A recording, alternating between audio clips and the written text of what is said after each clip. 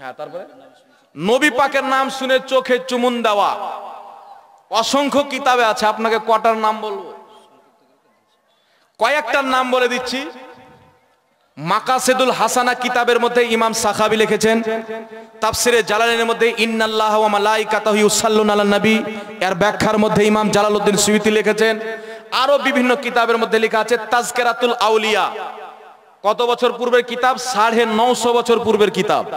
এই কিতাবের মধ্যে লেখা আছে হযরতে বেলাল আজান দিতেন, আশহাদু আন্না মুহাম্মদ রাসূলুল্লাহ বললেন, আবু বকর সিদ্দিক বিরুদ্ধ আঙ্গুল চুমুন দিয়ে চোখে লাগালেন, নবী পাক দেখতেছিলেন। আজান যখন কমপ্লিট হলো, রাসূল বললেন, আবু বকর কেন করলে এই কাজ?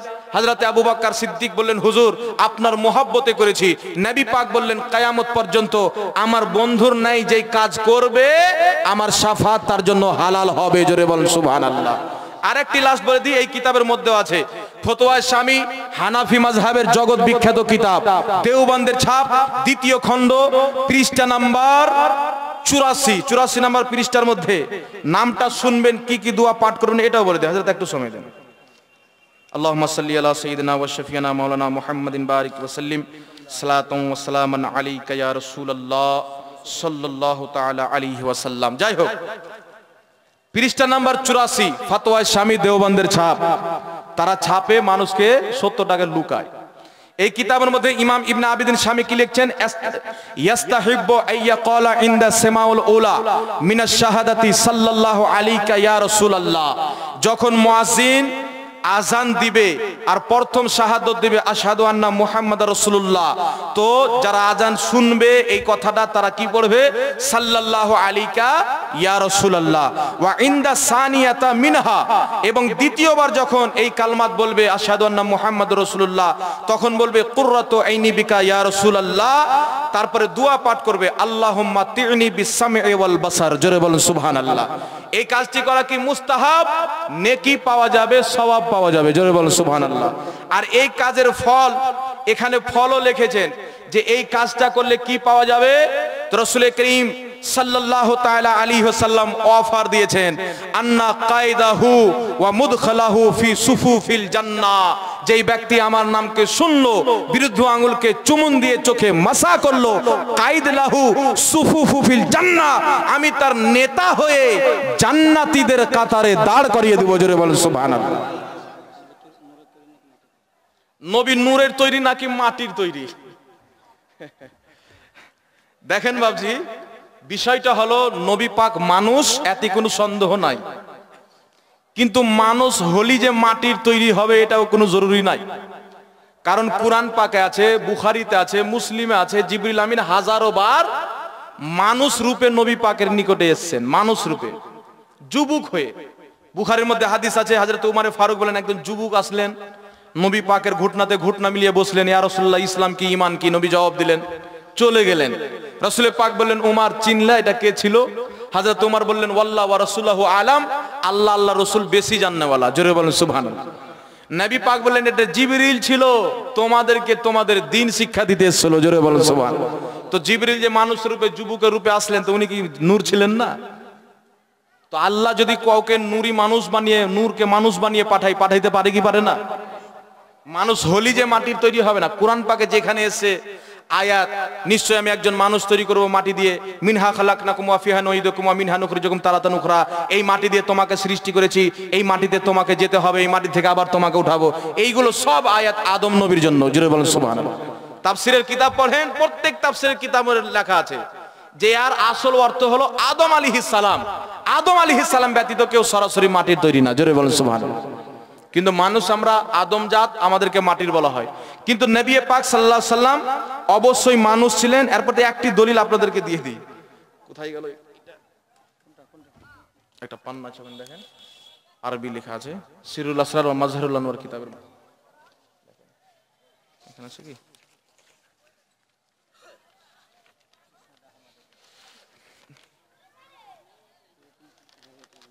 না, এটা না, আরবি লেখা আছে, ই করা আছে না, দেখেন এটা রাখেন। আল্লাহুম্মা সাল্লি আলা সাইয়্যিদিনা মাওলানা মুহাম্মদ।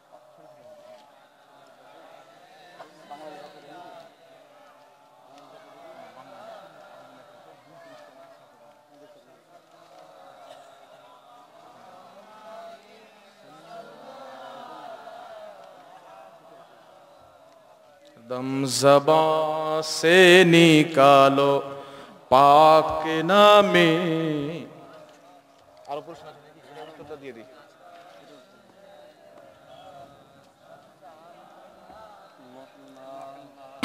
সাল্লাল্লাহু তাআলা আলাইহি ওয়াসাল্লাম।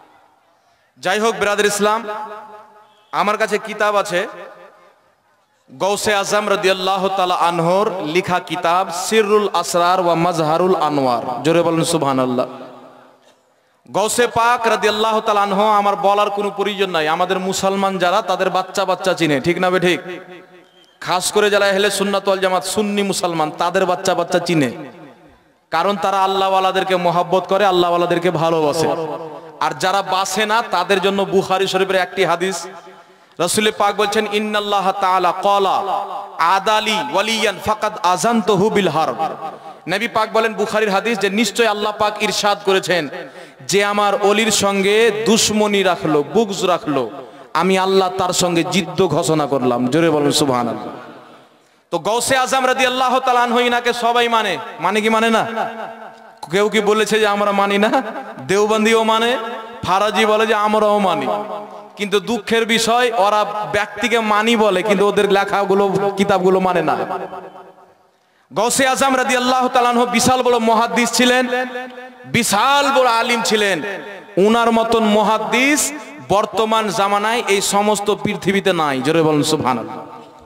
5 থেকে 6 লক্ষ হাদিসের হাফিজ, তার চাইতেও বেশি মুখস্থ ছিলেন গৌসে পাককে হাদিস। আর কুরআন তো 70 পারা মায়ের পেট থেকে মুখস্থ করেই দুনিয়াতে এসেছিলেন। জোরে বলুন সুবহানাল্লাহ। গৌসে আজম রাদিয়াল্লাহু তাআলা আনহু সিররুল আসরার ওয়া মাজহারুল আনওয়ার নিজের কিতাবের 6 এবং 7 নাম্বার পৃষ্ঠার মধ্যে লিখেছেন। আমি প্রশ্ন কয়েকটা এসে বক্তব্য দিয়ে শেষ করে দেব, বক্তা আসছে।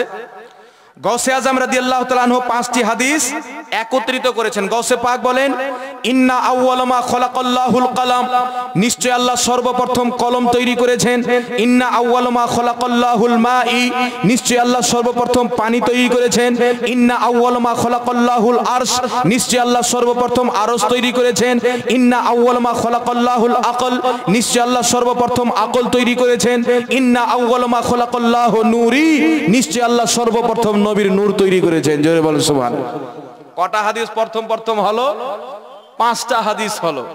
গৌসে পাক বলছেন বিভ্রান্তি হওয়ার কোনো দরকার নাই, টেনশন করার দরকার নাই। আব্দুল কাদের জিলানী রাদিয়াল্লাহু তাআলা আনহু ফয়সালা দিয়েছেন যে 5টি হাদিস যে প্রথম বলা হয়েছে, আল্লাহ কলম প্রথম তৈরি করেছেন, আরশ, পানি, আকল, নবীর নূর। গৌসে পাক রাদিয়াল্লাহু তাআলা আনহু বলছেন ওয়া হাকিকাতুল আশিয়ায়ে নূরে মুহাম্মাদি, এই সমস্ত জিনিসের আসল হলো নবী মুস্তাফার নূর। জোরে বলুন সুবহানাল্লাহ। নারে তাকবীর, নারে তাকবীর, নারে রিসালাত। মাসলা কে আলা হযরত মুফতি মাওলানা মোহাম্মদ জাহাঙ্গীর হোসেন রিজভী আসল, কলমের আসল, পানির আসল, আকলের আসল, আরশের আসল হলো মুস্তাফার নূর। মুস্তাফার নূরকে প্রথম সৃষ্টি করার পর ওই নূর থেকে লৌহ কলম আরশে আযম তৈরি করা হয়েছে। জোরে বলুন সুবহানাল্লাহ। এটাই সত্য, এটাই হলো সঠিক আকীদা। আদম নবীর আয়াতগুলোকে নবীর সঙ্গে ফিট করা হয়। তো জিবরিল আমিন মানুষের রূপে এসেছেন, তাহলে ও নূর ছিল না? না। আপনাকে বলবে কি যে নবী পাক সাল্লাল্লাহু আলাইহি সাল্লাম, দেখেন দলিল তো পেয়ে গেলেন। গৌসে পাককে যখন সবাই মানে, ওনার কথা সবারই মানার দরকার আছে কি নাই? কেউ যদি না মানে জাহান্নামে যাবে, যাক, আমার বাপ দাদার কি আছে না কি বাবজি? আব্দুল কাদের জিলানী রাদিয়াল্লাহু তাআলা আনহু জান্নাতি না জাহান্নামী? কি বলেন আপনারা? ইনাদের ব্যাপারে আল্লাহ কোরআনে বলছেন লাহুমুল বুশরা ফিল হায়াতি দুনিয়া ওয়াল আখিরা, দুনিয়াতে এবং আখিরাতে তাদের জন্য সুসংবাদ। এরা দুনিয়াতে এদের প্রশংসা আমি আল্লাহ এমন করে মুমিনদের কলবে ভরে দেব। জালসা হবে বাঙ্গালে, জীবনী হবে গৌসে আজমের। জালসা হবে পাকিস্তানে, জীবনী হবে গৌসে আজমের। পৃথিবীর সমস্ত জায়গায় যেখানেই জালসা হবে আব্দুল কাদের জিলানীর চর্চা আল্লাহ করিয়ে দিবে। বলুন সুবহানাল্লাহ। আর আখিরাতের সুসংবাদ কি? যে আখিরাতে আল্লাহ পাক তাদের সঙ্গে ওয়াদা করেছেন জান্নাতুল ফিরদৌস দিয়ে আল্লাহ তাদেরকে মালামাল করবেন। জোরে বলুন সুবহানাল্লাহ। তো আব্দুল কাদের জিলানী যদি নবীকে নূর মেনে জান্নাতি হয়, তো আমরা নূর মেনে ভুল পথে হলাম না সঠিক পথে হলাম? আকীদা এটাই রাখেন যেটা পূর্বসূরীর ইমামগণের ছিলেন, তারাই সঠিক ছিলেন। এখনকার মৌলবি কে কার টাকা খায় আল্লাহ বাদে কেউ জানে না। যাই হোক, আর বলেন। ওয়ালাইকুম আসসালাম রাহমাতুল্লাহ। আমার একটা জানার বিষয়, আদম আলাইহিস সালাম মাটির তৈরি আর ফারিস্তা নূরের তৈরি। তাহলে নবী করিম সাল্লাল্লাহু আলাইহি ওয়াসাল্লাম আল্লাহ পাকের ইলমে গায়বের নূরের তৈরি, না জাতির নূরের তৈরি, না সিফাতের নূরের? আরেকবার বলেন। আদম আলাইহিস সালাম মাটির তৈরি, আদম আলাইহিস সালাম মাটির তৈরি আর ফারিস্তা নূরের তৈরি। ফারিস্তা নূরের তৈরি। তাহলে নবী করিম সাল্লাল্লাহু আলাইহি সাল্লাম আল্লাহ পাকের ইলমে গায়বের নূর, না জাতি নূর, না সিফাতের নূর? ইলমে গায়বের নূর। প্রশ্নটা আলাদা করে দিয়েছেন। ইনি বলছেন যে আদম আলাইহিস সালাম মাটির তৈরি, ফারিস্তা নূরের তৈরি। তো নবী পাক সাল্লাল্লাহু আলাইহি সাল্লাম কি আল্লাহর জাতি নূরের তৈরি না কোন নূরের তৈরি, এটা এখানে জিজ্ঞাসা করেছিলেন। একটা কথা মনে রাখবেন, আল্লাহর নূরের কোনো টুকরা হয় না। আল্লাহ নিজের নূরের টুকরা দিয়ে নবীর নূরকে তৈরি করলেন, এরকম কোন মুসলমানের আকীদা নাই। আল্লাহ পাক নিজের নূরের ফেইজে নবী মুস্তাফা সাল্লাল্লাহু আলাইহি সাল্লামের নূর তৈরি করেছেন। জোরে বলেন সুবহানাল্লাহ। আল্লাহর নূরের অংশও না, আল্লাহর নূরের টুকরাও না, আল্লাহর নূরের ফেইজে নূরে মুহাম্মাদি সৃষ্টি। জোরে বলেন সুবহানাল্লাহ। আরেকটি কথা বলে দিই, 1 মিনিট। এই বিষয়ে দেওবন্দীদের গুরু আশরাফ আলী থানভী নিজের কিতাব নাসরুত-তিবের মধ্যে পরিষ্কার প্রমাণ করে দিয়েছে নবীর নূরের তৈরি কোন নূরের তৈরি। দেওবন্দীরা ওদের বাপের কিতাব পড়ে লোক পেয়ে যাবে। ওয়ালাইকুম আসসালাম ওয়া রাহমাতুল্লাহ। বেতর নামাজ কয় রাকাত? বেতরের নামাজ 3 রাকাত, এটাই উম্মতের ইজমা। হাদিস বা দেওবান এদের বাড়িতে বিয়ে করা যাবে কি? এই তো কঠিন প্রশ্ন। একটি প্রশ্ন এসছে বাবজি, আহলে হাদিস আর দেওবান এদের বাড়ি বিবাহ করা যাবে কিনা। আচ্ছা আপনারা বলেন, আপনার বাড়ি যদি আমি যাই, মনে কিছু করবেন না, আমি একটা কথা বলছি, হয়তো আপনাদেরকে শুনতে খারাপ লাগতে পারে। আপনার বাড়ি যদি আমি যাই আর গিয়ে যদি বলি যে উমুক, একটা গালি দিয়ে বললাম, তোমার মেয়ে আমি বৌমা বানাবো, তোমাকে তোমার মেয়ে আমার বেটার সঙ্গে বিয়ে দিতে হবে, সালা বলে বা আর কোনো গালি দিয়ে আপনি মেয়ে দিবেন না জুতা নিয়ে মারবেন? দিবেন? আমরা দেখেছি বিবাহ যখন হয় একটু যদি ত্রুটি পেয়ে নেয় ওর মেয়ে আর লাই না, বলে বংশ ভালো নয়, ফ্যামিলি ভালো নয়, তো গালি দিলে তো আরো নেবে না নাকি? তো কেউ যদি নবী পাককে গালি দেয় ওর মেয়ে লাওয়া যাবে, ওকে মেয়ে দেওয়া যাবে? বিচার আপনারা করেন, ফাতোয়া আমি দেবো না, ফাতোয়া আপনারা সঠিক পেয়ে যাবেন। এই কিতাব দেখেন সিরাতে মুস্তাকিম, এই কিতাব ছাপা হয়েছে কোথায় থেকে? দারুল কিতাব দেওবন্দ ইউপি। এই কিতাবের লেখকের নাম হচ্ছে আল্লামা শাহ মুহাম্মদ ইসমাইল শহীদ। একে তারা শহীদ মানে ইসমাইল দেহলভি দেওবন্দীদের সবচাইতে বড় বুজরুগ। আর যারা আহলে হাদিস ফরাজি তারাও নিজের ইমাম মানে, একে দুদিনও মানে, আমরা মানি না। কেন মানি না? আর আকীদা দেখলেন।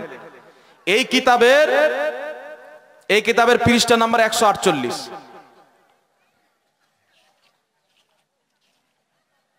পৃষ্ঠা নাম্বার 148 এর মধ্যে লিখছেন, बेमुक्तदाए कज़ा ज़ुल्मतुन बादुहा फ़ौक़ बादिन, ज़िना के वसवसे से अपनी बीवी की मुजामियत का ख्याल बेहतर है और शेख या इसी जैसे और बुजुर्गों की तरफ खवा जनाब रिसालत माब सल्लल्लाहु अलैहि वसल्लम ही हो, अपनी हिम्मत को लगा देना अपने बैल और गधे की सूरत में मुस्तगर्क होने से बुरा है। जोरे बोलो नाउजुबिल्लाह।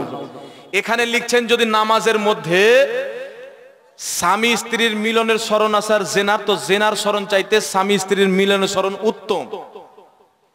গরু এবং ছাগলের স্মরণও যদি চলে আসে তবুও নামাজ হয়ে যাবে, কিন্তু কোনো বুজরুগ বা কোনো পীর বা রিসালাত মাব সাল্লাল্লাহু আলাইহি সাল্লাম হি হো, আমাদের নবী সাল্লাল্লাহু আলাইহি সাল্লামেরই যদি স্মরণ চলে আসে তো নামাজ হবে না। কি হবে? শিরিক হবে।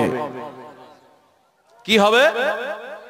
শিরিক হবে। গরুর ছাগল আসলো কোনো সমস্যা নাই, ছাগলের শরণ আসলো সমস্যা নাই, জেনার শরণ আসলো সমস্যা নাই, নামাজ হয়ে যাবে। কিন্তু নবী পাকের শরণ আসলে শিরিক হবে। এ গরুর উম্মত না নবীর উম্মত? আপনারা কি বলেন, নবীর শরণ আসবে না? নবী পাক আমার সাজদাতে গেছেন, ইমামে হুসেন রাদিয়াল্লাহু তাআলা আনহু নবী পাকের পিঠের উপরে চড়েছেন।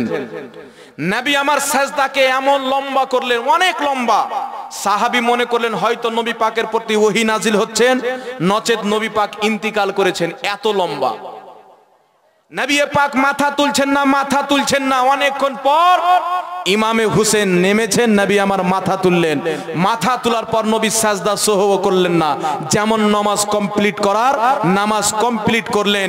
সাহাবী বলছেন, হুজুর এত লম্বা সাজদা কেন হলো? আমরা তো মনে করলাম হয়তো আপনি ইন্তিকাল করেছেন, নচেত আপনার প্রতি ওহী নাজিল হচ্ছেন।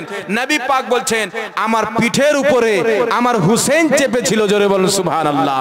আর হুসেন যতক্ষণ চেপেছিল, আমি যদি মাথা তুলতাম হুসেন পড়ে যেত, কষ্ট পেত। আমি হুসেনকে কষ্ট দিতে চাই না, জোরে বলুন সুবহানাল্লাহ। তো নবীর পিছনে ইমামে হুসেন, দিলে কি মুখে সুবহানা রাব্বিয়াল আলা, অন্তরে হুসেন আমার পিঠে আছে, জোরে বলুন সুবহানাল্লাহ। তো ইমামে হুসেন তো উম্মতি, তো উম্মতির স্মরণে যদি মুস্তাফার নামাজের কোনো ক্ষতি না হয়, তো নবী মুস্তাফার নামাজে উম্মতের কি ক্ষতি হতে পারে? ইমানদারদের আকীদা হলো অতক্ষণ পর্যন্ত নামাজ আল্লাহর দরবারে কামিল হয় না যতক্ষণ পর্যন্ত মুস্তাফার ধ্যান আসে না, জোরে বলুন সুবহানাল্লাহ।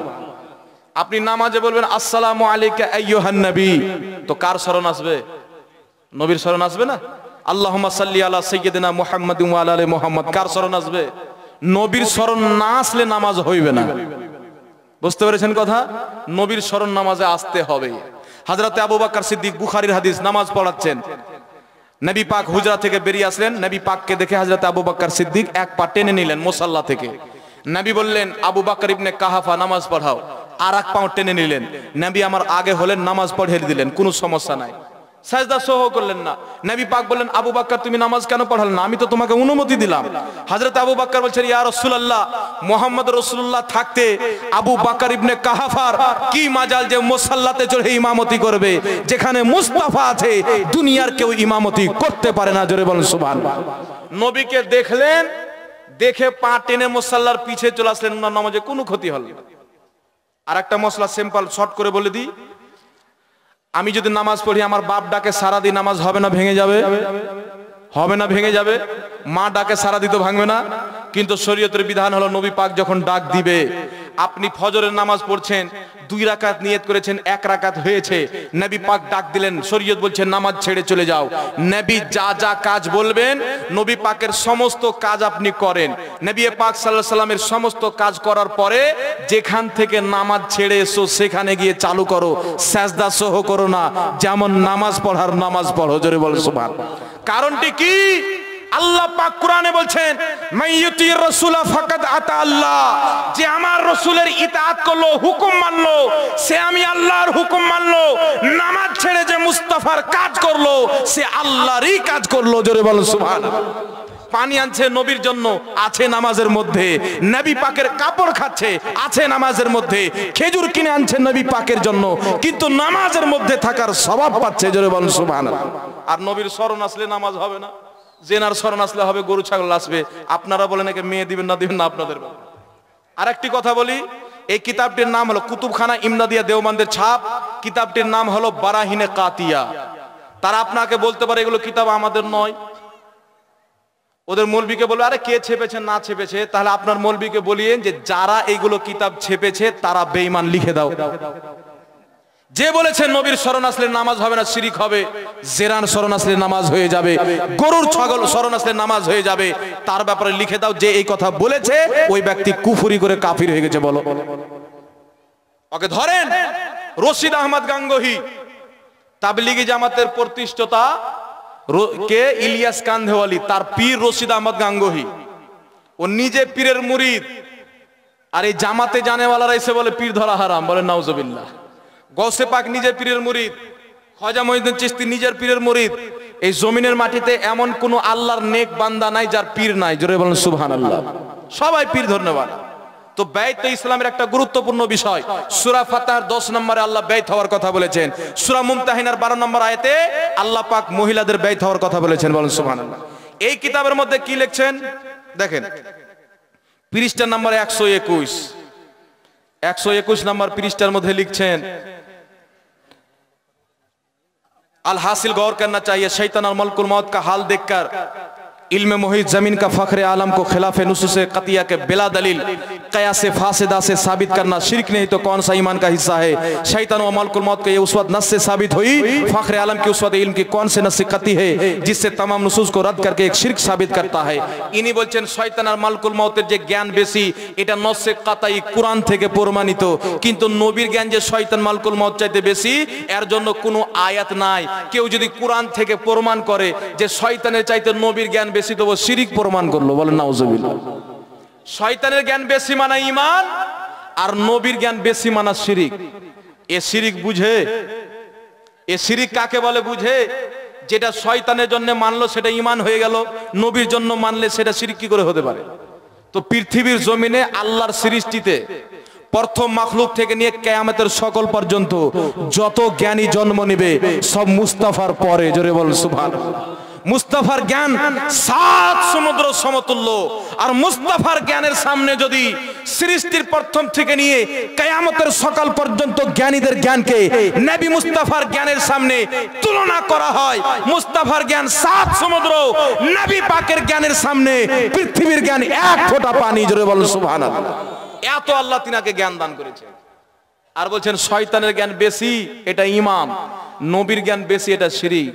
নবীর জ্ঞান কম মানতো এই মুসলমান না কাফির?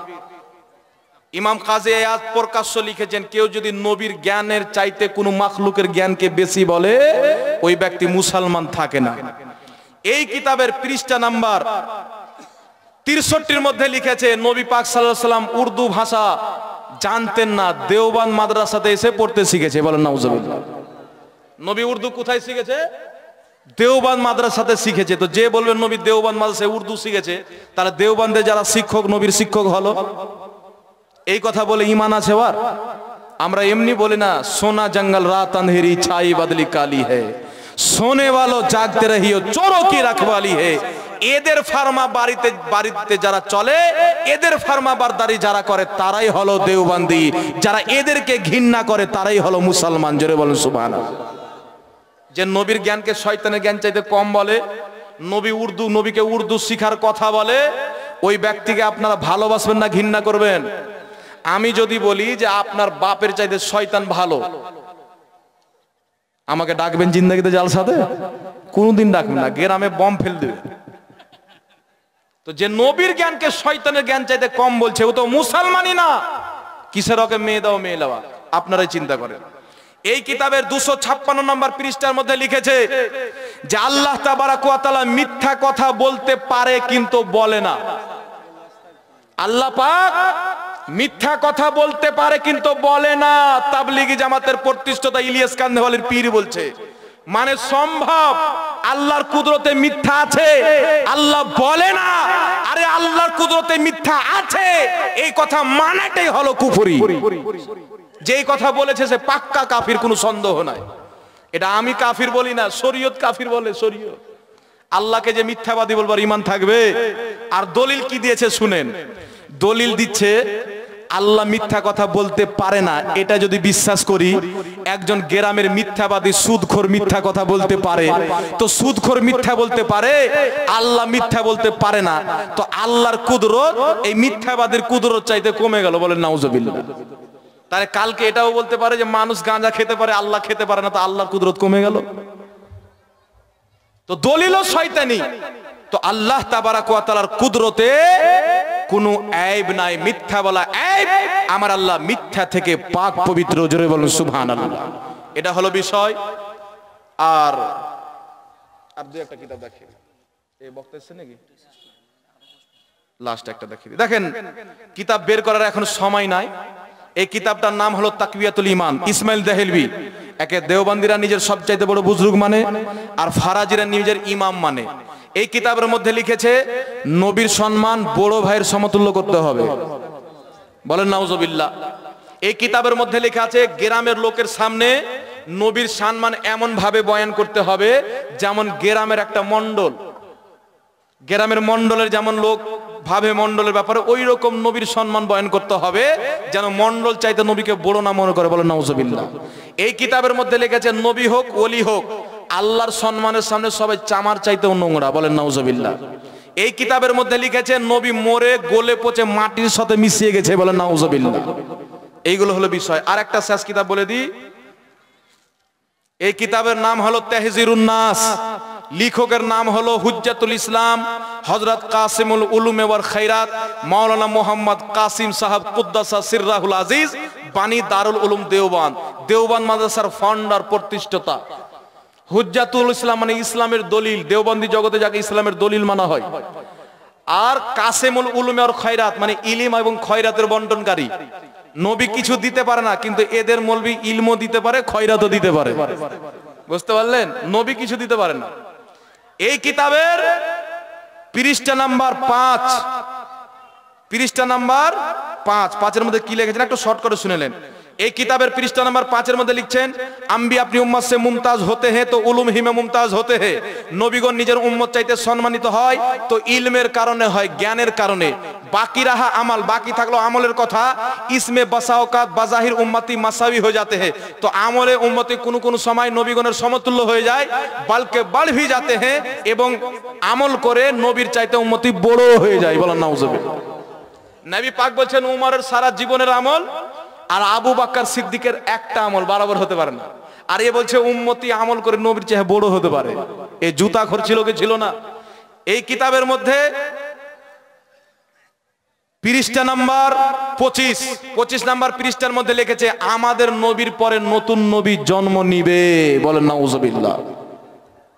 আমাদের নবীর পরে নতুন নবী জন্ম নিতে পারে। খাতমুন নবী মানে শেষ নবী না, খাতমুন নবী মানে শেষ নবী না। আমাদের নবীর পরে নবী জন্ম নিবে, কিন্তু খাতমিয়াতের যেটা তাজ সম্মান ওটা আমাদের নবীরই থাকবে, কিন্তু উনার পরে নবী জন্ম নিতে পারে, বলেন নাউজুবিল্লাহ। এটা কুফরি আকীদা না? আর একটি কিতাব দেখলেন শেষ, হিফজুল ঈমান হাকিমুল উম্মত আশরাফ আলী থানভী লিখেছেন। কিতাবটা কত পাতলা, 15-20 পৃষ্ঠা হবে। হ্যাঁ, চটি বই। এই কিতাবের 8 নম্বর পৃষ্ঠার মধ্যে লিখছে নবীর মতন জ্ঞান প্রত্যেক জানোয়ারের, প্রত্যেক পাগলের, প্রত্যেক বাচ্চারও আছে, জোরে বলেন নাউজুবিল্লাহ। নবীর মতন জ্ঞান প্রত্যেক জানোয়ারের, প্রত্যেক পাগলের, প্রত্যেক বাচ্চারও আছে। মুসলমান অন্তরে হাত রেখে বলেন, আপনাকে যদি বলি আপনার মতন জ্ঞান তো আমার গরুটাকে আছে, আমার ছাগলটা আছে, আপনার অন্তর কি বলবে? মুহাম্মদুর রাসূলুল্লাহর ব্যাপারে যাদের আকীদা নবীর মতন জ্ঞান আল্লাহ গরু ছাগলকে দান করেছে, বাচ্চা পাগলকে দান করেছে, সে কোনোদিন মুসলমান হতে পারে না। আজকে থেকে 100 বছর পূর্বে হুসামুল হারমাইন কিতাবের মধ্যে মক্কা মদিনার 33 জন উলামায়ে কেরাম এই কিতাবের মধ্যে লিখেছেন, যে বলেছেন নবীর মতন জ্ঞান প্রত্যেক জানোয়ার পাগল বাচ্চাকে আছে, যে বলেছে আমাদের নবীর চাইতে আমল করে বড় হওয়া যায়, নবীর পরে নতুন নবী জন্ম হওয়া সম্ভব, যে বলেছে আল্লাহ মিথ্যা কথা বলতে পারে, নবীর জ্ঞান চাইতে শয়তানের জ্ঞান বেশি। 33 জন উলামায়ে কেরাম যারা আল্লাহ পাকের ওলি ছিলেন, তারা সিগনেচার করে বলেছেন মান শাক্কা ফি কুফরিহি ওয়া আযাবিহি ফাকাদ কাফার। এরা হচ্ছে কাফির, এদের কাফির হওয়াতে যারা সন্দেহ করবে তারাও মুসলমান থাকবে না, বলেন সুবহানাল্লাহ। যে বলবে নবীর জ্ঞান চাইতে শয়তানের জ্ঞান বেশি, একে যে মুসলমান মনে করবে সেও মুসলমান না। তাই যারা দেওবন্দি মতে আছে আর এদেরকে নিজের গুরু মেনে চলে, এদের আকীদা সম্পর্কে জানে না যারা কি লিখেছে, তারা হলো গুমরা ও জাহান্নামে যাবে। আর যারা এদের আকীদাকে জানার পরে এখনো দেওবন্দি হয়ে আছে, তারা হলো পাকা জাহান্নামী, চিরস্থায়ী জাহান্নামে থাকবে। কারণ নবীকে গালি দিলে কোনোদিন জান্নাত পাবে না। তো যার আকীদা এই রকম, তাকে মেয়ে দেওয়া যাবে, লেওয়া যাবে, আপনারাই বিচার করবেন, আমার বলার কিছু দরকার নাই। এই কিতাবটা হচ্ছে ফাতাওয়া রশিদিয়া, রশিদ আহমদ গাঙ্গুহির লেখা। এই কিতাবের মধ্যে লিখেছে মন্দিরের প্রসাদ খাওয়া জায়েজ। কি লিখেছেন? মন্দিরের প্রসাদ খাওয়া জায়েজ, মন্দিরের প্রসাদ খাওয়া জায়েজ, এবং কাওয়ার মাংস খাওয়া সওয়াব। কাওয়ার মাংস খাওয়া কি? ইবনে মাজাহ শরীফের হাদিস, নবী পাক বলেছেন কাওয়া ফাসিক জানোয়ার, তার মাংস খাওয়া নাজায়েজ। আর এ বলছে কাওয়া খাওয়া সওয়াব, মন্দিরের প্রসাদ খাওয়া জায়েজ। জোরে বলেন নাউজুবিল্লাহ। যারা নবীর হালওয়াকে নাজায়েজ বলে তাদের কপারে আল্লাহ এইগুলি লেখে। এটাই শুধু বাস না, আরেকটি কিতাব দেখলেন, আর আমি কিতাব দেখাবো না। বেহিস্তি জেওয়ার হাকিমুল উম্মাত মুজাদ্দিদে মিল্লাত হযরত মাওলানা আশরাফ আলী থানভী সাহেব রাহমাহুল্লাহ, বলেন নাউজুবিল্লাহ। হাকিমুল উম্মাত মানে উম্মতের রুহানি ডাক্তার, আর মুজাদ্দিদ মানে রাসূল বলেছেন 100 বছর পর একটা করে আল্লাহ মুজাদ্দিদ পাঠায়। এরা বলছে একা আল্লাহ পাঠিয়েছে। এই বলেছেন নবীর মতন জ্ঞান পাগল ছাগল গাছে, বলেন নাউজুবিল্লাহ। এই কিতাবের মধ্যে লিখছেন পৃষ্ঠা নাম্বার 80 নাম্বার পৃষ্ঠার মধ্যে লিখতেছেন যে আঙ্গুলে যদি নাজাসাত লেগে যায়, নাপাক জিনিস লেগে যায়, তো 3 বার চেটে নিলে পাক হয়ে যাবে। বুঝলে, খোদার কসম আমার সামনে হাদিস আছে। 88 নাম্বার পৃষ্ঠায় হাসিও লাগছে। এই দেখেন 88 নাম্বার পৃষ্ঠার মধ্যে 80 নম্বর পৃষ্ঠা, সরি দাগ দেওয়া আছে, এই 80 নম্বর পৃষ্ঠা দেখেন लिखছেন हाथ में अगर कोई नजासत चीज लगी थी, उसको किसी ने जबान से 3 दफा चाट लिया तो वो पाक हो गया। আপনার হাতে যদি গু লাগে, পেশাব লাগে, মুত লাগে, 3 বার চাটলেন, হাত যদি পাক হয়ে যেত, আপনার মুখ কোথায় গেল? তো যে মুহররমের খিচুড়ি না যায়, 12 রবিউল আউয়ালের খিচুড়ি না যায়, হালুয়া রুটি না যায়, ওদের এইগুলো জায়েজ। আল্লাহ বলছেন আমার নবীর সুন্নাত খাবারকে তুই নাজায়েজ বলবি, তোকে আমি গু চাটিয়ে ছাড়বো, বলেন সুবহানাল্লাহ। তো ওদের মৌলবি যারা বলে যে হালুয়া রুটি খাওয়া যাবে না, ওই মৌলবি বলছে আঙুলে না পাক লেগে গেলে 3 বার চেটে লিও, মন্দিরের প্রসাদ খেয়ে নিও, কাউয়ার মাংস যত আসবে ধরে নেবেন, দিয়ে দিন এদেরকে যে খা, পায়খানার গুও দিয়ে দিয়েন। তো আল্লাহ পাক এদের থেকে নিজের ঈমানকে বাঁচান। বাবজি এইগুলো ঈমানের কারণে 150 বছর পূর্বে আরব দেশে যখন খেলাফতে উসমানিয়া অটোমান এম্পায়ার তুর্কি হুকুমত বিশ্বতে বিরাজমান ছিল, 600 বছর 650 বছর রাজত্ব করেছিলেন, সুপার পাওয়ার মুসলিমরা ছিল, ওই সময়কার 33 জন উলামায়ে কিরাম এদের উপরে কুফরের ফতোয়া দিয়েছেন, এবং ভারত, বাংলাদেশ, শ্রীলঙ্কা, আফগানিস্তান, পাকিস্তানের 262 জন উলামায়ে কিরাম আস-সাওয়ারিমুল হিন্দিয়া কিতাবের মধ্যে একই ফতোয়া দিয়েছেন, এরা হলো চিরস্থায়ী জাহান্নামী, এদের থেকে নিজে দূরে থাকো, এদেরকে নিজে থেকে দূরে রাখো, বলেন সুবহানাল্লাহ। এতই নাজাত আছে, বলেন ফটাফট বলেন। সালাত আজানের আগে দেওয়া ঠিক না আজানের পরে দেওয়া ঠিক? সালাত বলা হয় নবী পাকের উপরে দুরূদ, আজানের আগে দেওয়াও জায়েজ, আজানের পরে দেওয়াও জায়েজ। এক মিনিট, আজানের আগে দেওয়া জায়েজ, আজানের পরে দেওয়া জায়েজ। বলছি কিতাব দেখাবো না, কিন্তু কিতাব তো নিয়েছি, না দেখালেও হবে না।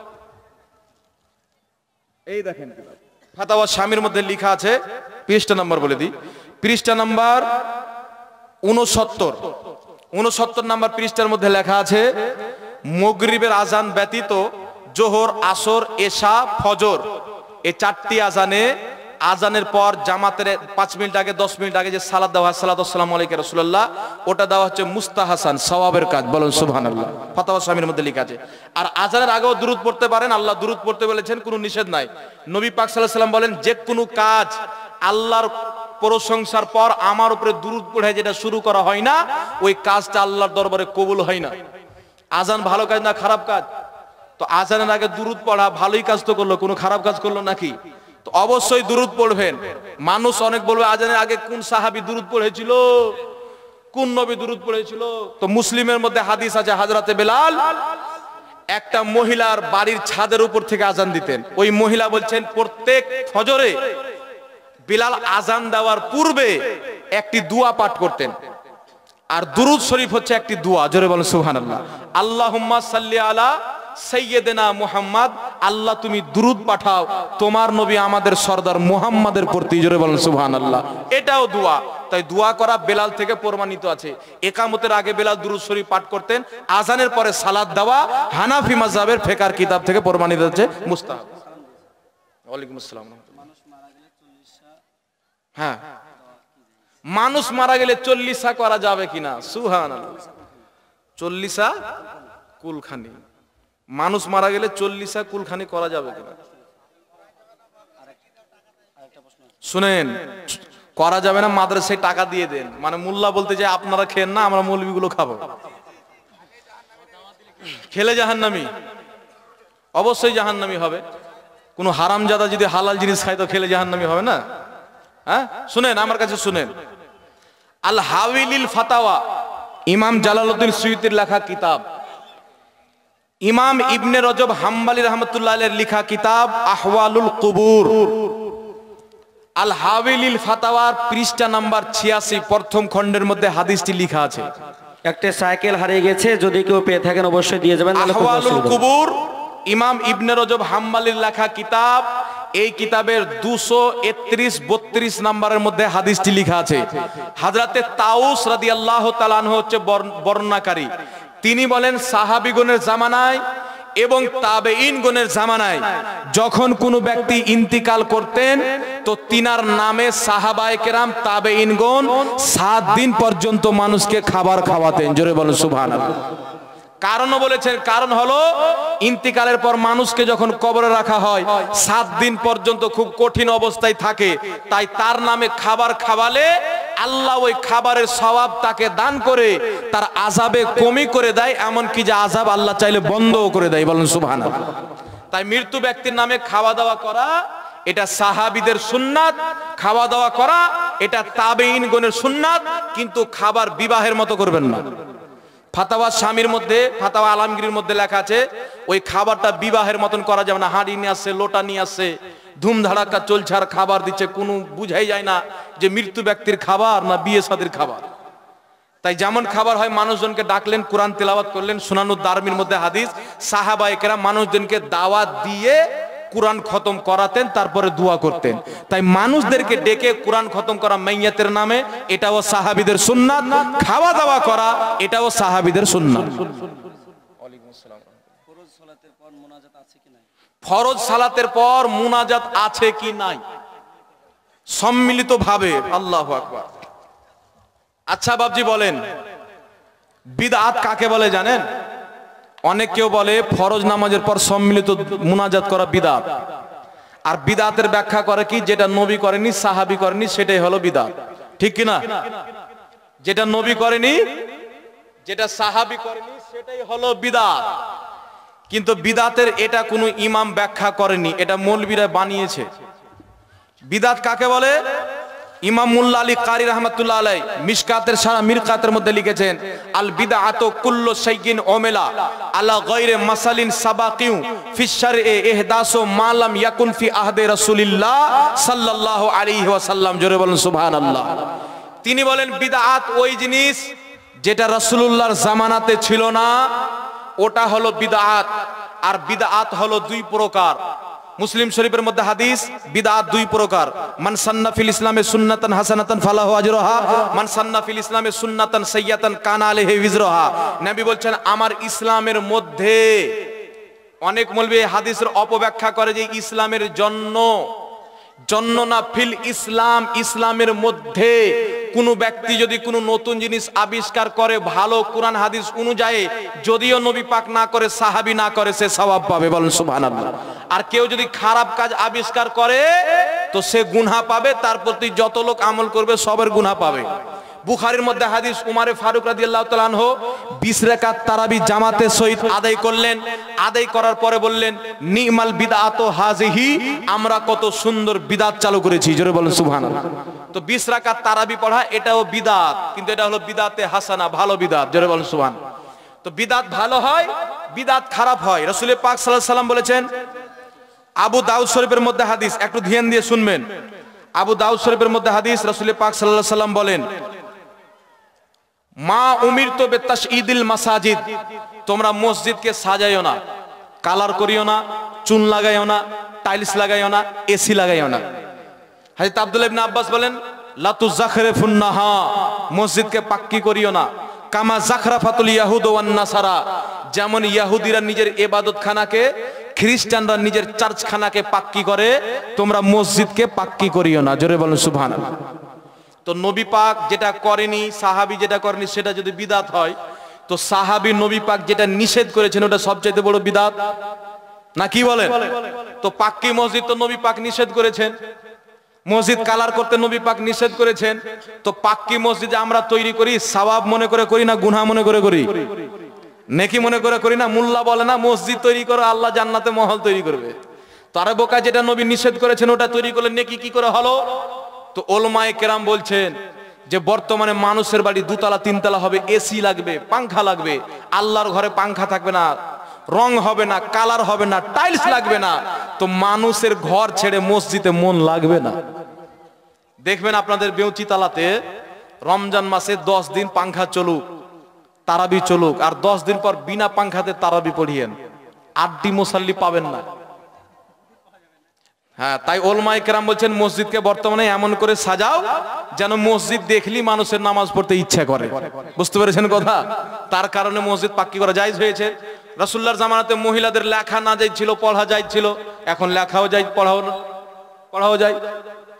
তো ওটা বিদআত না। বিদআত হলো খারাপ বিদআত, যে রকম প্রত্যেকটা বিদআত জাহান্নামে যাবে, প্রত্যেকটা বিদআত গুমরাহি। ওই বিদআত হলো এমন জিনিস যে এমন নতুন কাজ দিনের নামে চালু করলো আর সুন্নাতকে মিটিয়ে ফেললো। যে কাজটি সুন্নাতকে মিটিয়ে দেয় সেটি হলো বিদআত। যেমন মসজিদের দরজাতে আজান দেওয়া সুন্নাত, মসজিদের মিনারাতে আজান দেওয়া সুন্নাত, মসজিদের ছাদে আজান দেওয়া সুন্নাত। মসজিদের কেউ যদি ভিতরে আজান দেয় এটা হলো নিকৃষ্ট বিদআত। এই রকম করনেওয়ালা সবাই জাহান্নামী। ইবনুল হাজ রাহমাতুল্লাহ আলাইহি নিজের কিতাব আল মুদখালের মধ্যে লিখেছেন, মসজিদের মধ্যে আজান দেওয়া প্রকাশ্য বিদআত, আর যারা জেনে শুনে এই আজানটা দিবে তারা জাহান্নামী। আর মসজিদের ভিতরে সর্বপ্রথম কে আজান দিয়েছিল? হেশাম বিন আব্দুল মালিক। জালিম বাদশা ছিল, নিকৃষ্ট লোক, মানুষের উপরে জুলুম করত। ওই বাদশা আজানটাকে ভিতরে করেছিল। আর ওর সুন্নাতকে যারা মানে মানুক, আমরা নবী পাকের সুন্নাত মানি। আবু দাউদ শরীফের মধ্যে হাদিস, নবী পাক সাল্লাল্লাহু আলাইহি সাল্লামের জামানায়, আবু বকর সিদ্দিকের জামানায়, উমরে ফারুকের জামানায় মিম্বারে যখন ইমাম চাপতেন, আলা বাবিল মসজিদ, মসজিদের দরজাতে আজান হতো। জোরে বলেন সুবহানাল্লাহ। তো বিদআত যে সুন্নাতকে ডুবিয়ে দাও। কেউ মাইকে নামাজ পড়ালো, মুকাব্বির রাখলো না, মুকাব্বিরের প্রয়োজন, মুকাব্বির রাখলো না, মাইকে নামাজ পড়ালো, তো মাইকে নামাজ পড়া বিদআত। মুকাব্বির রাখা সুন্নাত, মুকাব্বির বসে মাইক চালু করলেন, একটা সুন্নাত মিটিয়ে দিলেন, এটা বিদআত হয়ে গেল। তাই মুকাব্বিরও রাখতে হবে, তারপরে যদি প্রয়োজন পড়ে তো মাইক লাগাবে। তো এক মিনিট, ওই ফরজ নামাজের পরে দোয়া। তো ফরজ নামাজের পরে দোয়া ইমাম ইবনু সুন্নি রাহমাতুল্লাহ আলাইহি নিজের কিতাব আল আমলুল ইয়াউমে ওয়াল লাইল, এই কিতাবের মধ্যে লিখেছেন, হাকিম আল মুস্তাদরাকের মধ্যে আছে, নবী পাক সাল্লাল্লাহু আলাইহি সাল্লাম সম্মিলিত দোয়ার ব্যাপারে বলেছেন, যেখানে কিছু লোক একত্রিত হয়ে সম্মিলিতভাবে একজন দোয়া করে, বাকি লোক আমিন বলে, আল্লাহ ওই দোয়াটা কারেন্টের মতন কবুল করে। জোরে বলেন সুবহানাল্লাহ। হাদিস তো থাক, শরীয়ত বলছে প্রথম কোরআন দেখো, কোরআনে পাইলে হাদিসে যেও না, কোরআনে যদি না পাও তো হাদিসে যাও। আল্লাহ কোরআনে বলছেন ফাইদা ফারাগতা ফানসাব, আল্লাহ বলছেন যখন তুমি নামাজ থেকে ফারিগ হবে, যেমনই নামাজের সালাম ফিরালে দোয়াতে পরিশ্রম করো। জোরে বলেন সুবহানাল্লাহ। দোয়া করো, আর সম্মিলিতভাবে দোয়া কবুল হয়। আর নবী সম্মিলিতভাবে দোয়া করেছেন, বুখারীর হাদিস। বৃষ্টি হচ্ছে না, সাহাবী গেলেন, হুজুর বৃষ্টির দোয়া করেন। নবী হাত তুললেন, সমস্ত সাহাবী হাত তুললেন, নবী দোয়া করলেন, সাহাবীরা আমিন বললেন। সাহাবী বলছেন বের হয়ে দেখলাম বৃষ্টি চালু। বলুন সুবহানাল্লাহ। তো নবী সম্মিলিত দোয়া করেছেন, সেই দোয়াটা যদি কেউ নামাজের পরে করে ওটা নবীর সুন্নাতি থাকে। জোরে বলুন সুবহানাল্লাহ। কেউ যদি বলে নবী তো বৃষ্টির জন্য করেছেন, আপনারা নামাজের পরে কেন করছেন? তো নবীর জীবনে একবার যে আমলটা করেছে উম্মতের জন্য বারবার করা সুন্নাত। জোরে বলেন সুবহানাল্লাহ। এটা বিদআত হয় না। যেটা রাসূল থেকে প্রমাণিত হয়ে গেল এটা বিদআত হয় না। একে যারা বিদআত বলে তারা নিজেই বিদআতি। ওই মোল্লা যে জালসা করে বলে ওই জালসা নবী পাক করেছিল, সাহাবী করেছিল, সব জিনিস বিদআত না বাবজি। দোয়া করা, আল্লাহ তো বলেছেন বান্দা উদউনি আস্তাজিব লাকুম, আমার কাছে দোয়া করো আমি তোমাদেরকে দিব। আল্লাহ বলেছেন ফরজ নামাজের পর দোয়া করিও না। তো সব এগুলো গুমরাহি। খবরদার, ফরজ নামাজের পর অবশ্যই দোয়া করবেন। আল্লাহ কুরআনে বলেছেন কোন বাপের বেটা যদি পৃথিবীর মাটিতে জন্ম নিয়ে থাকে, একটা আয়াত দেখা, আল্লাহ বলেছেন নামাজের পরে দোয়া করো কিন্তু সম্মিলিত করিও না। আমরা করব না? আল্লাহ বলেছেন দোয়া করো, সম্মিলিত করলেও জায়েজ, একা একা করলেও জায়েজ। জোরে বলেন সুবহানাল্লাহ। কিন্তু সম্মিলিত করলে বেশি কবুল হবে। দুরূদ শরীফ পাঠ করুন। আল্লাহুম্মা সাল্লি আলা সাইয়্যিদিনা আলা আলা। একটু পানি দিবেন।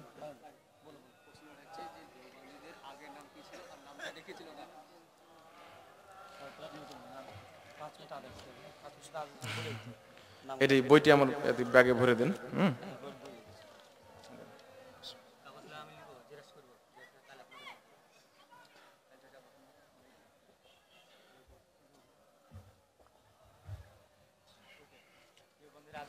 हरदम ज़बा से निकालो शफियाना मुहम्मद।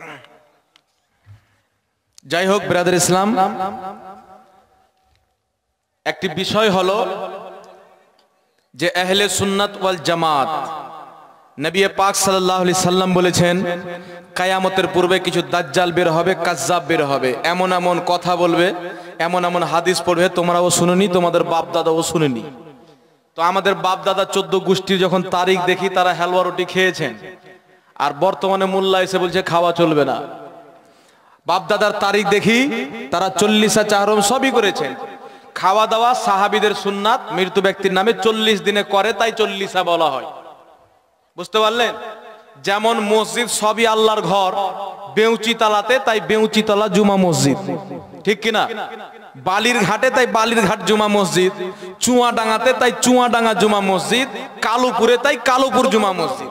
কেউ যদি বলে কালুপুর জুমা মসজিদ কোন হাদিসে আছে, কোন সাহাবী মসজিদের নাম কালুপুর জুমা মসজিদ রেখেছিল, ওর কপালে লাত মারতে হয় না? তুই নাম কেনে দেখছিস, জায়গাটা দেখ যে মসজিদ তৈরি করেছে না মন্দির তৈরি করেছে। কি বুঝলেন? তো 40 দিন পর 40 দিনকার দিন মানুষদেরকে মানুষ খাওয়া দাওয়া করায়, তাই তাকে 40 বলা হয়। তোর যদি 40 নাম ভালো না লাগে, যেটা ভালো লাগে ওই নাম রেখে তুই কর, নাকি বলেন? 4 দিনে করে তাই চাহরম বলা হয়, নামে কোনো ইফেক্ট পড়ে না। মানুষদেরকে খাওয়া দাওয়া করা এটা উত্তম ইবাদতের কাজ। বুখারী প্রথম খণ্ড প্রথম অধ্যায় কিতাবুল ঈমান হাদিস নাম্বার 12 পৃষ্ঠা নাম্বার 6। একজন সাহাবী বললেন, হুজুর ইসলামের উত্তম আমল কি? নবী পাক বললেন, তুতিমুত তাআম ওয়া তাকরাউস সালাম, মানুষকে খাওয়া দাওয়া করা, মানুষকে সালাম করা ইসলামের উত্তম আমল। জোরে বলেন সুবহানাল্লাহ। হাকিম আল মুস্তাদরাকের মধ্যে রাসূল পাক বলেন, তোমাদের মধ্যে সবচাইতে উত্তম ওই ব্যক্তি যে মানুষকে মন খুলে খাওয়ায়। জোরে বলেন সুবহানাল্লাহ। যে মানুষকে খাওয়া দাওয়া করায় সে উত্তম ব্যক্তি। তো বুঝা গেল মানুষকে খাওয়া দাওয়া করানো নেকির কাজ, আর মৃত্যু ব্যক্তির নামে যে কোনো নেকির কাজ করে সেই সওয়াবটা তার নামে ইসাল করে দেওয়া জায়েজ। তাই মানুষকে নামে আমরা খাওয়া দাওয়া করাই, আর তার সওয়াব মৃত্যু ব্যক্তির নামে ইসাল করে দিই। জোরে বলেন সুবহানাল্লাহ। আরেকটি সম্পর্কে জিজ্ঞাসা করা হয়েছে যে ওয়াহাবি দেওবন্দীদের পূর্বে নাম কি ছিল? পূর্বে তাদেরকে ওয়াহাবি বলা হতো। তাদের প্রথম ফন্ডার হলো নজদে জন্ম হয়েছিল মুহাম্মদ বিন আব্দুল ওয়াহাব নজদি। যে নজদের ব্যাপারে নবী আমার বাদদোয়া করেছেন যে এখান থেকে শয়তানের সিং বের হবে, মিশকাত শরীফের মধ্যে হাদিস, এখান থেকে ফিততিন বের হবে। আর প্রথম ওয়াহাবি মুহাম্মদ বিন আব্দুল ওয়াহাব নজদি, সে একটি কিতাব লিখলো কিতাবুত তাওহীদ। ওই কিতাবের মধ্যে এমন এমন নোংরা জিনিস লিখলো যে জিনিসে মানুষের মধ্যে বিভ্রান্তি তৈরি করে, ইসলামের মধ্যে ফিরকা তৈরি করে। বুঝতে পেরেছেন? আহলে সুন্নাত ওয়াল জামাত, সুন্নি জামাতি হলো জান্নাতি জামাত, সুন্নি জামাতি হলো হক পথিক, এটাই হলো সত্য, এটাই হলো চূড়ান্ত। এর বিরুদ্ধে যত ফিরকা আছে সবারই আকীদা ইহুদি চাইতো নিকৃষ্ট।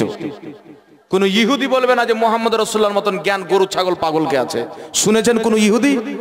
একজন খ্রিস্টান যখন কিতাব লিখছে দ্য 100, তো ওই কিতাবের মধ্যে 100 জন ব্যক্তির প্রশংসা গুণগান লিখছে। বিশ্বের 100 জন খ্রিস্টান ব্যক্তি যখন খুঁজছে, তার নজরে সর্বপ্রথম যে ব্যক্তিকে দেখতে পায় সেই ব্যক্তি হচ্ছে মুহাম্মদ রাসূলুল্লাহ। জোরে বলেন সুবহানাল্লাহ।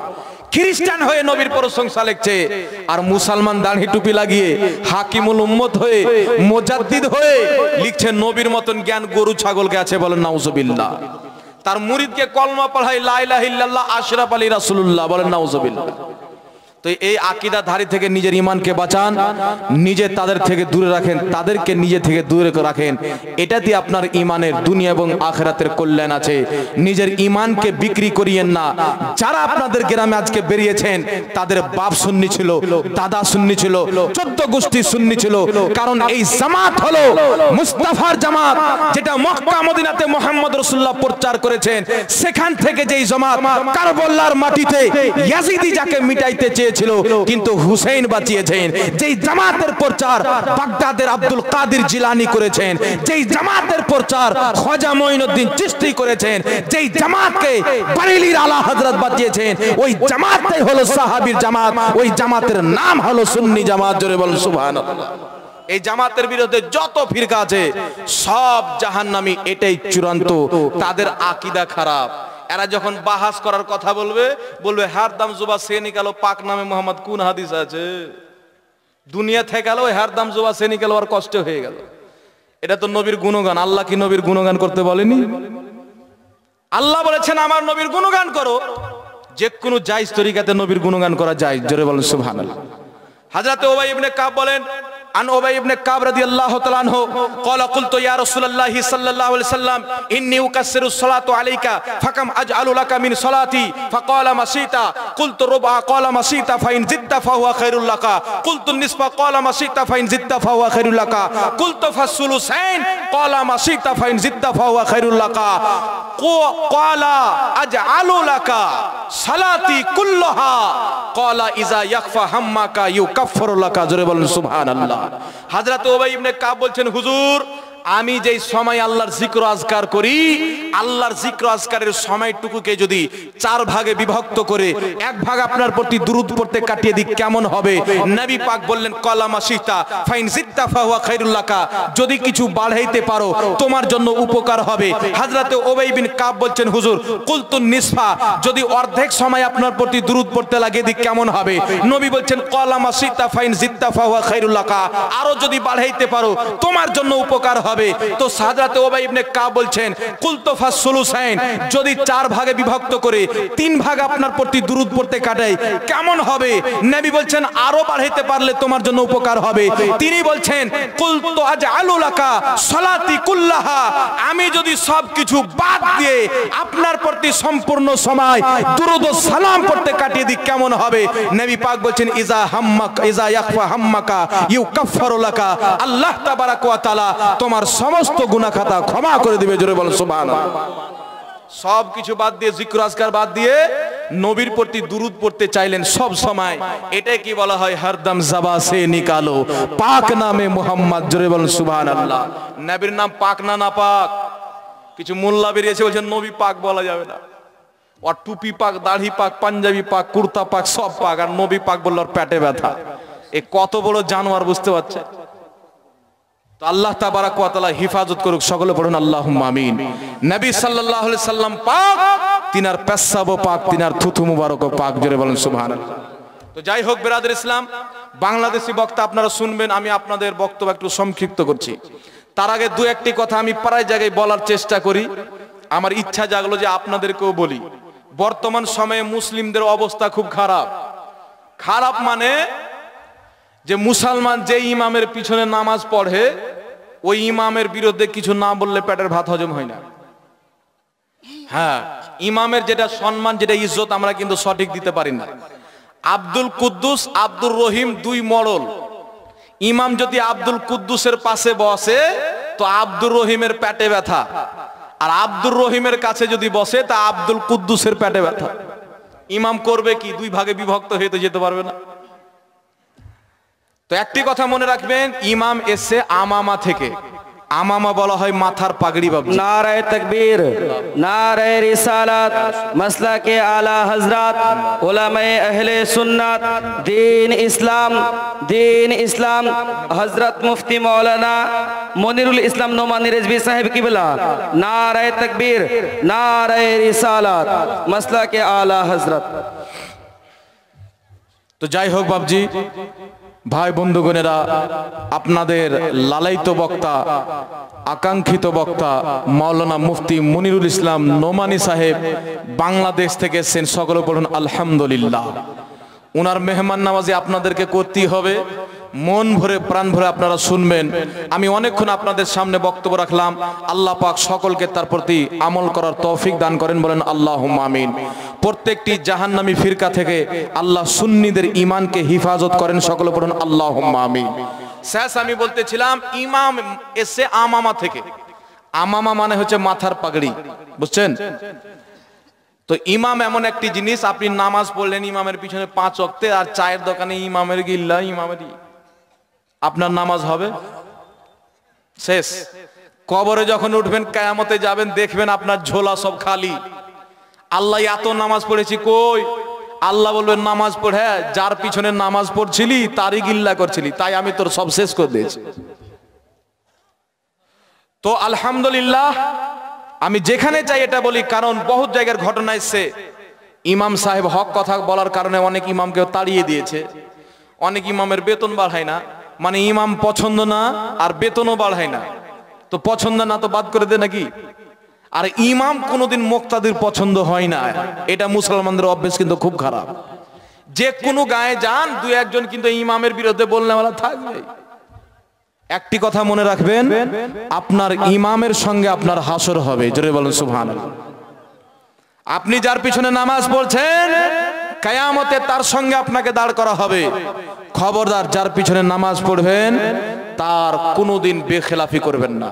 হ্যাঁ, মানুষ বলতে ভুল হতে পারে, কোনো যদি ত্রুটি পান, ভুল পান, গ্রামের নামাজি আছেন, বাপের বয়সের আছেন, ভাইয়ের বয়সের আছেন, গিয়ে বলবেন ইমাম সাহেব বাবজি আপনার এটা ভুল হয়েছে, এইভাবে করিয়েন, এটা করিয়েন না, বাস ক্লিয়ার। নাকি আপনার বেটা যখন ভুল করে তখন কি বলেন, বাড়ি থেকে ভাগিয়ে দেন? কোথাও চুরি করে ফেসে গেলে 1 লাখ টাকা জরিমানা দিয়ে ছুড়িয়ে দিয়ে আসে। তো ইমাম তো আল্লাহর ফেরেশতা না, ইনিও তো মানুষ, ঠিক না বেঠিক? তো ইমামের সম্মান সব সময় রাখবেন, আর নিজ নিজের ইমামকে যথেষ্ট পরিমাণে বেতন দিবেন, কিয়ামতের ময়দানে ধরা পড়বেন না। অনেক মাওলানা আছে তার মনের ইচ্ছা বেটাকে ইউনিভার্সিটিতে পড়াবো, বড় মাদ্রাসাতে পড়াবো, টাকার কারণে পড়াইতে পারে না, টাকার কারণে বেটা সন্তানকে সন্তানীকে পড়াইতে পারে না, এটা আপনাদেরকে লক্ষ্য রাখতে হবে। তাই যেই গ্রামের এখানে এসেছেন, যদি একটা ইমামের বেতন যদি কেউ 2000 টাকা বাড়িয়ে দেয়, দেখা যাবে 400 ঘর আছে, 100 ঘর আছে, 10 টাকা করেও লাগবে না, আপনাদের ঘাড়ে ব্যথা হবে না, কিন্তু বেচারা ইমাম সাহেবটার ভালোই হয়ে যাবে, ঠিক কিনা বাবজি? তো আপনারা অন্তর থেকে, প্রাণ থেকে যার পিছনে নামাজ পড়ছেন তাকে আপনারা মোহাব্বত করবেন, ভালোবাসবেন, তাদের বেতনের দিকে লক্ষ্য রাখবেন, তাদের সহযোগিতা করবেন। আর গ্রামে যদি 2-1টা লুচ্চা বদমাইশ থাকে, ইমামের বিরুদ্ধে যদি কিছু বলেন, তো ওকে ঠেকানা আপনারাই লাগাবেন, বুঝতে পারলেন? কিছু লোক হ্যাঁ ইমামের পিছনে বলে দিল, আপনি শুনলেন, কিছু বললেন না। আপনার বাপের ব্যাপারে বললে তো আপনি ছাড়তেন না, আপনার ভাই বেরাদার, মা বাপ, আত্মীয় স্বজনকে বললে তো ছাড়তেন না। ইমাম তো বাপের চাইতেও বেশি সম্মানিত, জোরে বলেন সুবহানাল্লাহ। বাপের সঙ্গে রক্তের সম্পর্ক, ইমামের সঙ্গে আত্মার সম্পর্ক, জোরে বলেন সুবহানাল্লাহ। তাই 2-1জন কেউ যদি ইমামের বিরুদ্ধে বলনেওয়ালা থাকে, গ্রামের লোকের উপরে কর্তব্য কেলে বসেন, দরকার পড়লে সমাজ থেকে বাইকট করেন। কারণ যার পিছনে নামাজ পড়ছেন তার সম্মান আদব সব সময় বজায় রাখবেন। সকলে বলেন ইনশাআল্লাহ। আপনারা সকলে নিজের ইমামকে ভালোবাসেন তো? আল্লাহ সকলকে ভালোবাসার তৌফিক দান করেন।